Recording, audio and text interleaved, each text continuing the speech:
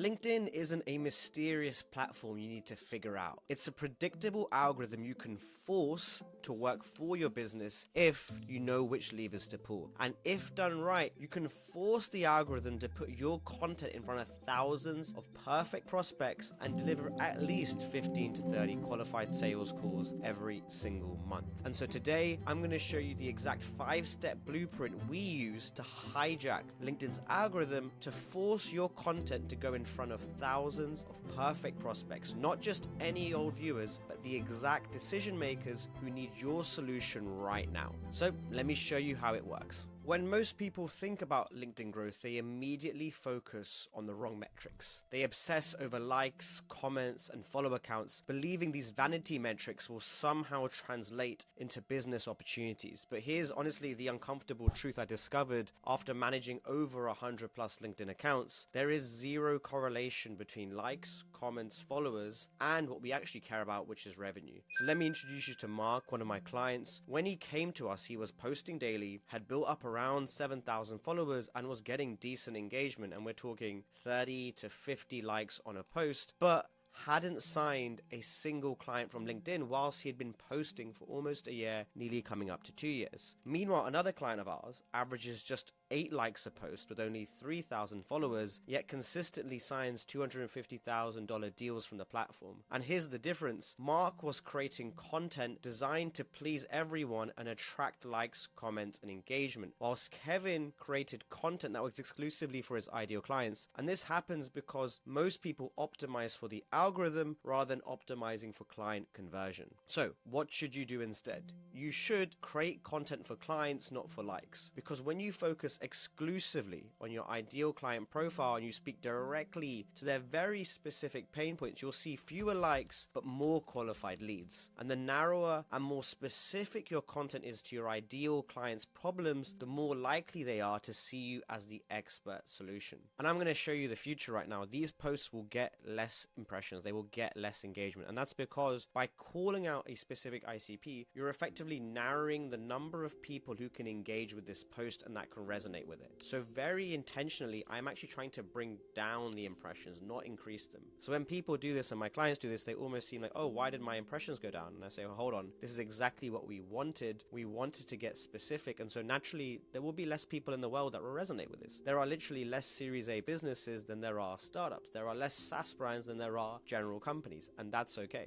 But here's a big point here. Creating content that attracts clients and not likes is honestly not what most LinkedIn experts speak about, and it's because they haven't got a systematic framework in order to explain even how to do this. And I'm about to get into it right now. Now, creating content on LinkedIn without a strategy isn't just ineffective, it's ultimately letting the algorithm control your business's fate instead of forcing it to work for you. See, after testing hundreds of different content types, we've developed what we call the STEP content system. That's STEP. S stands for social proof, content that proves your competency, that bakes in that you are an authority. T stands for trending. That's content that comments on what the market is thinking, and it's normally an opinion or something contrarian. E is educational. This is content that teaches your audience best practices, so you think of that as how-to posts. And P is personal. That's content that's about you and your journey and your business. Now, this honestly is not just some theory. This framework literally breaks down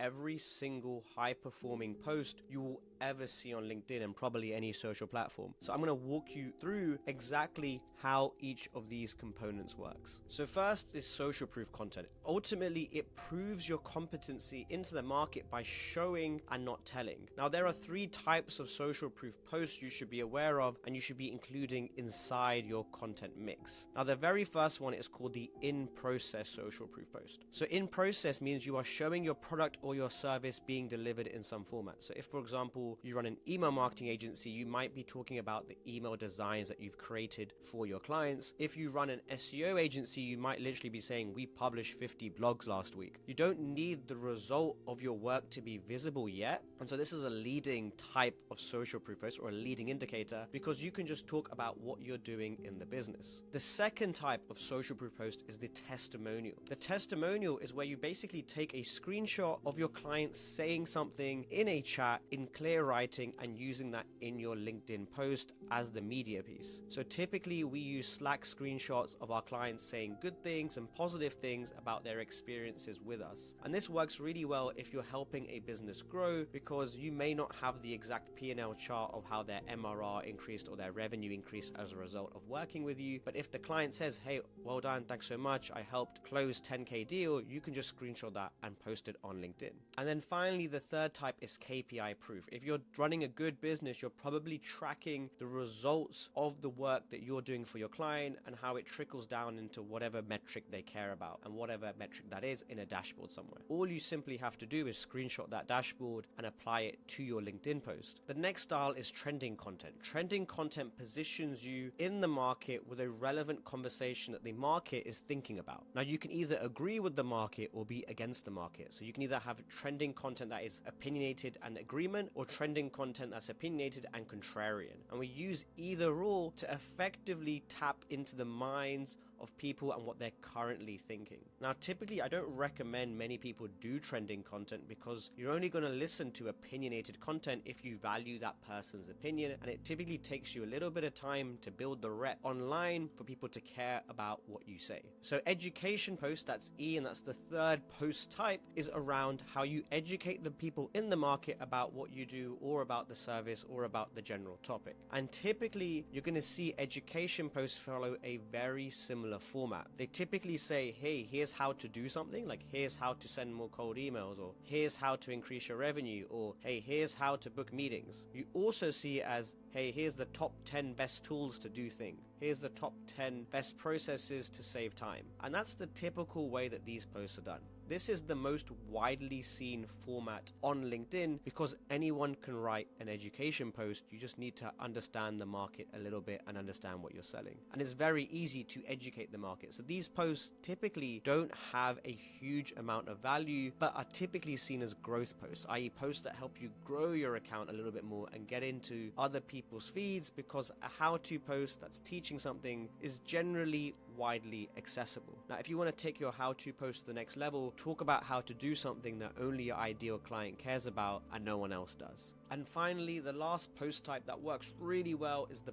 personal content post. Personal content post tells the story about you. And so what you want to do is relate either what you're selling or what you're doing, or just create affinity for people to know, like, and trust you in the market. So there are a few different types of personal posts. There's before and after, there's personal stories, and there's big milestones and goals. I'm going to show you one right now, and it's one of myself and Paolo. So in this post, it basically is a before and after. In 2021, I sold a service to Aman for £35, 17 pence on Twitter. In 2024, we've made 6 figures together, even more actually, on LinkedIn. The first line took 1 post, the second one took 7,200 plus posts, and here's the story. So here is where we tell our story out loud to the market. We create some affinity, we create some connection. And we had loads of people actually reach out to us after this post and say, oh, I never knew you guys met that way, and that's really interesting. And we took a bit of their mind share. Now, what we did that was really interesting in this post is we related a personal story to our main goal, which is doing LinkedIn. So actually, most of this post is about our case studies. We've worked with 50 of the largest agency owners. We've helped sign millions in revenue with Reddit, PandaDocs, Teachable, PwC, Calendly, and thousands more.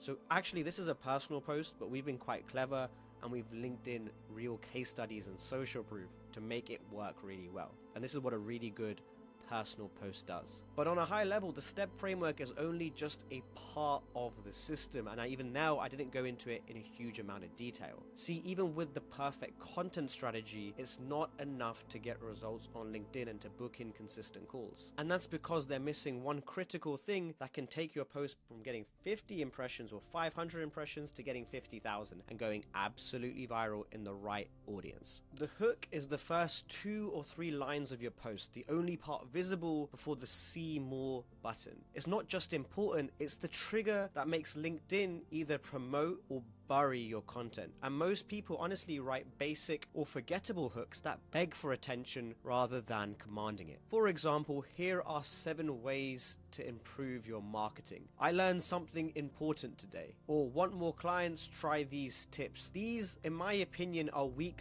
hooks that don't just fail to engage, they actively signal to the LinkedIn's algorithm that your content isn't worth distributing. And here's what most experts won't tell you. LinkedIn's algorithm makes its most critical distribution decisions based on the first 3 to 5 seconds someone spends on your post, and if you get that click on the see more button. If you don't get people to stop and engage in those crucial seconds, the algorithm kills your reach before you've even had a chance. So after analyzing thousands of successful posts, I've identified a pattern used by the top performing accounts and how they transform basic hooks into what I call authority hooks using very specific multipliers. So for example, you could say, I spent 1,000 hours distilling my winning SEO strategy into 7 simple steps. Instead of just saying, here's my 7-step strategy, I've added a time multiplier which increases the perceived value. The fact that I've spent a lot of time doing something indicates that it has a higher perceived value. I can also use a status multiplier. Here are the 7 steps I use to rank 5 Fortune 500 companies higher on Google. By referencing Fortune 500, I instantly make what I'm about to say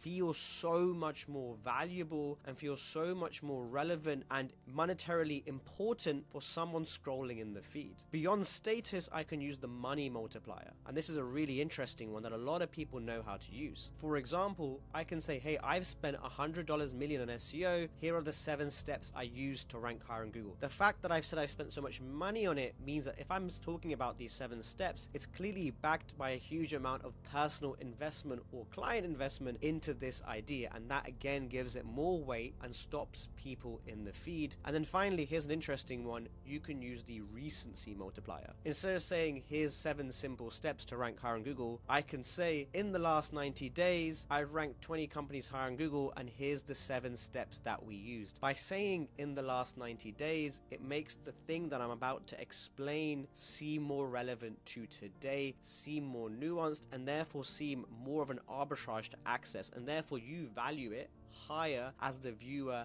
and as the reader. But hey, even with perfect hooks and content, it isn't enough to book in loads of calls into your calendar. Most LinkedIn profiles fail to clearly communicate what they do for their clients. They use vague headlines like founder, entrepreneur, marketing expert, advisor that could honestly apply to thousands of people. This lack of clarity doesn't just weaken your profile, it actively prevents LinkedIn from connecting you with your ideal clients. And here is why. When potential clients visit your profile after seeing your content, LinkedIn's algorithm naturally just tracks their behavior. If they quickly bounce, it's because they can't immediately understand your value proposition. LinkedIn interprets this as confusion, almost irrelevant content, and reduces your future visibility. You have approximately 7 seconds to show clarity before they move on to the next option. And what most people don't realize is that clients do not buy services or deliverables, they in fact buy outcomes. They want more leads, they want more revenue, they want more clients, they want more. They don't just want strategic marketing consulting or content creation. This is what I personally call outcome-based marketing, and it's the key to forcing LinkedIn to recognize you as the perfect solution for your ideal clients and to help clients go from seeing you in the feed and clicking through and visiting your profile. And I want to show you how dramatic the difference can be, because any client that I work with always goes through these steps. I had a client who was helping solo attorneys and lawyers book more clients, and he was helping them grow their business in various formats. He in fact was not even calling out the ideal goal that they even wanted in their profile or telling people in to book a call. And instead we made his headline say, solo attorneys generate 3 to 5 new clients per month without stress or overwhelm. And it's honestly as simple as that. Our client made this change. They made it on their LinkedIn profile, they made it on their Facebook, they made it on everything because it was so clear and obvious thing. And they literally closed a 10K deal the next week just from implementing these profile optimizations. And they basically made all their ROI back on investing with me. See, this isn't about engineering your headline, it's engineering clarity. So when someone visits your profile, they just get what you do, they get what you're selling, and if they want that thing, they just buy it from you. But don't just stop with your headline. Every element of your profile should reinforce this message and this outcome. See, what we did was achieve clarity. Now we want to achieve congruence. In your banner image, in your about section, in your featured posts, you need to consistently speak this one idea into being, so that if someone lands in this profile, they just hear the same message again and again and again. They haven't got enough time or energy to understand multiple ideas. Just give them one thing to focus on, which is you're helping this ICP get this outcome. And if they are the ICP and they want that outcome, they will come inbound to you and they will book a call or DM you for more information. But I'm going to show you how you can force LinkedIn's hand with something called lead magnets, or some other people call them giveaways. The sole purpose of why we use lead magnets is to hack LinkedIn's algorithm and literally get your content to reach thousands of perfect prospects, not by hoping, not by asking nicely, but by triggering a specific algorithm response that LinkedIn, unfortunately or fortunately for us, cannot ignore. So lead magnets are really valuable resources. You offer them for free in exchange for a comment or a message. But the magic isn't in the resource itself, it's in how this format hijacks LinkedIn's algorithm to amplify your content. And here's exactly why this works. When people comment to request your resource, LinkedIn detects this as a meaningful engagement. The LinkedIn algorithm immediately flags that your post is of high interest because it's gathering comments, and that comments are one of the main algorithmic features that push content outwards. And therefore it begins pushing it to more people that look like the first person that commented. This creates new viewers that also comment, and it creates a viral loop that can generate 20,000 to 400,000, 500,000, even 1 million impressions from a single post. But unlike typical viral posts that generate useless vanity metrics, these comments are coming from someone who's actively raising their hand and saying, hey, I have this problem. Can your resource that you're giving away help me solve this problem? So by act of them commenting for this resource, let's say it's a cold email script, they're already qualifying themselves as interested in a cold email script. Why would they be interested? Oh, is it because they want to get more emails? So let me show you a real example. Last month, we posted a lead magnet, which was our LinkedIn client engine playbook. It basically showed, hey, here's how we do everything we do on LinkedIn. Here's how we go viral. Here's how we do lead magnets. Here's how we do everything around here. This single post generated so much attention. On my own profile, it generated over 420 comments and 344 likes. On Paolo's profile, we did the exact same post. We just switched up the graphic, and it also did really, really well. On his post, it got 276 comments. It got 206 likes. So we're looking at around 500, 600 comments and likes for this post. As a result, we ended up signing a handful of deals on the back end, which is really valuable because with those deals, we were able to make cash and make money, and we were able to solve and close revenue. And here's exactly how you can implement this. First is understand the main pain points your client has, and then two, create such a valuable resource that they could take that resource and solve that problem and solve that pain point and get to their desired outcome. This resource will take you some time to make. It isn't an easy thing to do, but when you make this resource, you can repurpose it in so many different ways. So make this amazing resource. It could be a Google Doc, it could be a Loom video, it could be a slideshow presentation, it could be a swipe file of ads, it could be a swipe file of landing pages, it could be a funnel breakdown. It honestly can be pretty much anything that solves a pain point. Once you have this, you want to craft a lead magnet post, and the post effectively needs to start with an authority hook, which I mentioned earlier. It needs to explain what's in the lead magnet, and finally it needs to say, hey, will you comment and connect with me, and I will DM it over to you. Now, when you do that, it gets very viral very quickly too, and you get a huge amount of attention on your profile with lots of people commenting, and then you naturally DMing lots of people this individual resource. All you have to do is post one lead magnet weekly, and you can literally explode and force LinkedIn to push your content out to thousands of people who are qualified prospects. And once you have that, you use our follow-up system where you have DMs with people to nurture them from, hey, there's a conversation begun, qualify them for their pain point, and then book them in for a sales call. And we call this the qualify, probe, snatch approach. Effectively, we open a conversation, we go through a question loop, and when we snatch and we close a conversation into a booked call. These 5 techniques don't just optimize LinkedIn, they force the platform to become your personal lead generation machine. So let's recap the system that puts you in control. 1. Forget likes and followers. The step content framework. Force the algorithm to reward your strategic content that attracts clients. Authority hooks. Force users to stop scrolling and engage with your posts. Outcome-based marketing. Force instant clarity that converts profile visitors on your LinkedIn profile to leads. And finally, LinkedIn magnets as algorithm hacks. Force LinkedIn to amplify and show your content to thousands of qualified ICP. Honestly, this isn't about playing nice with LinkedIn or following conventional wisdom. It's about understanding the platform's underlying mechanisms and making them work for your business. While other creators hope for results, you'll be engineering them, creating a predictable and reliable system that delivers qualified leads on demand. If you're ready to take this to the next level and learn how to force LinkedIn to add an extra 100K a month to your business, all you gotta do is watch this video over here.